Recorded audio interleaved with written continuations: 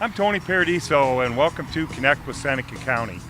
Today we're downtown Tiffin in front of the American Civil War Museum, and I'm with Gary Dundor, the curator and director here of the museum. Gary, what a great place. Tell us about the museum.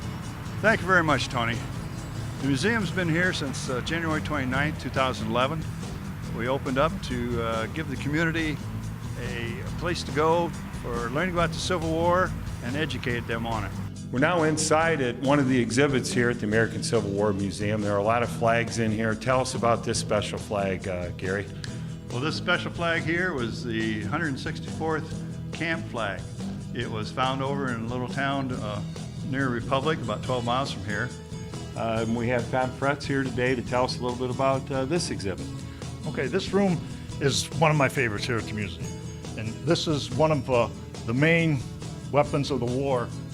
It was an important part of the Civil War because during the process of trying to outdo the enemy, they improved the weaponry. And this was a cylinder weapon. It was a rifle made similar to the handguns where the cylinder turns, but it was made into a rifle. Well, the Medical and Prisoner of War exhibit room features some of the medical practices that they had. Amputation was a common thing in those days because that was sometimes the only way to save a soldier's life.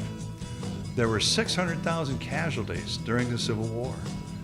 Most of them were because of illness and sickness.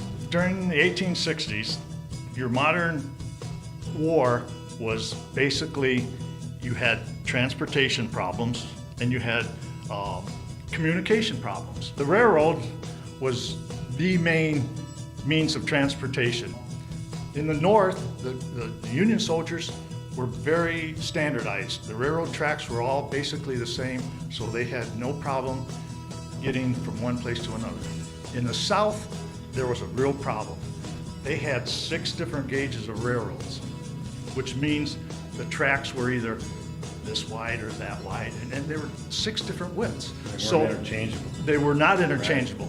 Every time they would move from one city to another, they would have to offload a train, put it on another train that fits this track, and then move on. Gary, thanks for the tour, and if people want to get in contact with you and learn more about the museum, how can they do that? Well, they can go to our website,